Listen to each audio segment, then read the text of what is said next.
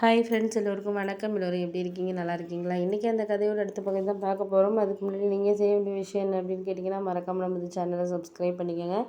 கீழே இருக்க பெல் பட்டனையும் கிளிக் பண்ணுங்கள். அப்போ தான் போடக்கூடிய வீடியோக்கள் எல்லாமே உடனுக்குடனே உங்களுக்கு நோட்டிஃபிகேஷன் வரும். ஸோ மறக்காமல் சேனலை சப்ஸ்கிரைப் பண்ணிவிட்டு வீடியோ பாருங்கள் ஃப்ரெண்ட்ஸ். வாங்க நம்ம கதைக்குள்ளே போகலாம். நான் அடுத்த நாள் எல்லாத்துக்குமே சமைக்கிறேன் அப்படின்னு சொல்லிவிட்டு எங்கள் அத்தைக்கிட்ட சொல்லிட்டேன். நான் அவங்க என்ன சொல்கிறாங்கன்னா, இது மாதிரி நீ சமைக்கிறதெல்லாம் சரியாக வராதுமா. அதெல்லாம் நம்ம சொல்கிறதுக்கு ஈஸியாக இருக்கும். ஆனால் அது செயல்பாட்டுக்கு சரியாக இருக்குமான்னு கேட்டால் கண்டிப்பாக அது கிடையாது. அதனால் கொஞ்சம் நம்ம அட்ஜஸ்ட் பண்ணி தான் போக மாதிரி இருக்குது அப்படிங்கிற மாதிரி சொன்னாங்க. நான் உடனே சொன்னேன், நீங்கள் எதுக்குத்த கவலைப்படுறீங்க? அதெல்லாம் உங்கள் அண்ணன் ஒய்ஃபு தான் அதாவது அவங்க தான் இவரோட மாமா ஒய்ஃப் தான் மாமி தான் ஏதாச்சும் குறை சொல்லிகிட்டு இருப்பாங்க. அவங்க சொன்னால் சொல்லிட்டு போகட்டும். நம்ம மாப்பிள்ளை பொண்ணுக்கு விருந்து வைக்க வேண்டியது நம்மளோட கடமை. அதனால் அதை நம்ம செய்யணும் அப்படிங்கிறதுனால நம்ம செய்கிறோம். அவங்க சாப்பாடு நல்லா இருக்குன்னு சொன்னாலும் சரி, பிடிச்சாலும் சரி, பிடிக்காதுன்னு சரி, அவங்க எப்படி பண்ணாலும் போன தடவை நம்ம எதுக்கோ பர்த்டே ஃபங்க்ஷனுக்கு சமைச்சிருந்ததே அவ்வளோ குறை சொன்னாங்க, பண்ணாங்க, செஞ்சாங்க. அப்படி இருக்கிறதுனால இவங்க குறை சொல்கிறது ஒரு பெரிய விஷயம் கிடையாது. இவங்க குறை சொல்கிறவங்க சொல்லிட்டு தான் இருப்பாங்க. நீங்கள் உங்கள் வேலையை பாருங்கள் அதை நினச்சிட்டு நீங்கள் கவலைப்படாதீங்க அப்படின்னு. இல்லை, அவங்க நம்ம வீட்டு விசேஷம்னு கொஞ்சம் எதை பேசணும் பேசக்கூடாது அப்படின்னு தெரிய மாட்டேங்குது ஜெயா. அதுதான் எனக்கு கோவமாக வருது. என்னடா நம்ம நாத்தனார் தானே, அது மாதிரி பண்ணியிருக்காங்க, செஞ்சுருக்காங்க. அவங்களால முடிஞ்சது தானே பண்ணுறாங்க, செய்கிறாங்க.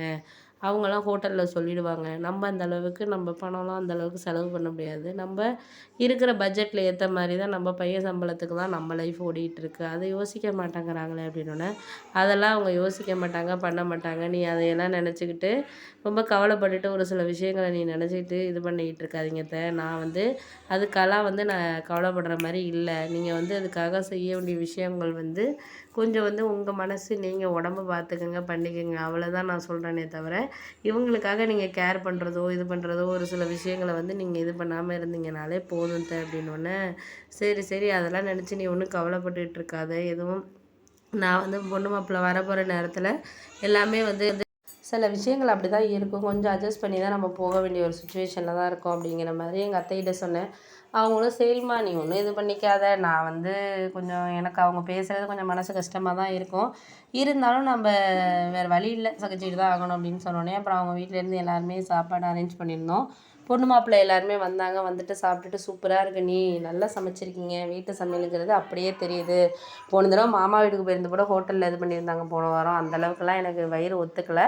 இன்றைக்கி டேஸ்ட்டு சூப்பராக இருக்குது, நம்ம சமைச்சது செம்ம டேஸ்ட்டாக இருக்குது நீங்கள் சமைச்சது அப்படின்னு சொன்னோன்னே, அவங்களுக்கு முகமே சரியில்லை. ஏதாச்சும் குறை சொல்லலான்னு பார்த்தாங்க. அதுக்குள்ளே பொண்ணு மாப்பிள்ளை இந்த மாதிரி சொன்னோன்னே, அதோட மாப்பிள்ளையே சொன்னதுக்கப்புறம் எல்லோரும் ரொம்ப சந்தோஷமாக இது பண்ணாங்க. எங்கள் அத்தைக்கும் ரொம்ப சந்தோஷம். ஏன் அப்படின்னா, இவங்க ஏதாச்சும் சொல்லி அந்த நேரத்தில் இது பண்ணுவாங்க அப்படிங்கிற மாதிரி எங்கள் அத்தை கவலைப்பட்டுட்டு இருந்தாங்க. அதுக்கு மாறாக அவங்க மாப்பிள்ளையே சொன்னதுனால ரொம்பவே சந்தோஷமாக இது பண்ணதுக்கப்புறம் ஒன்றும் பேச முடியல அவங்களால.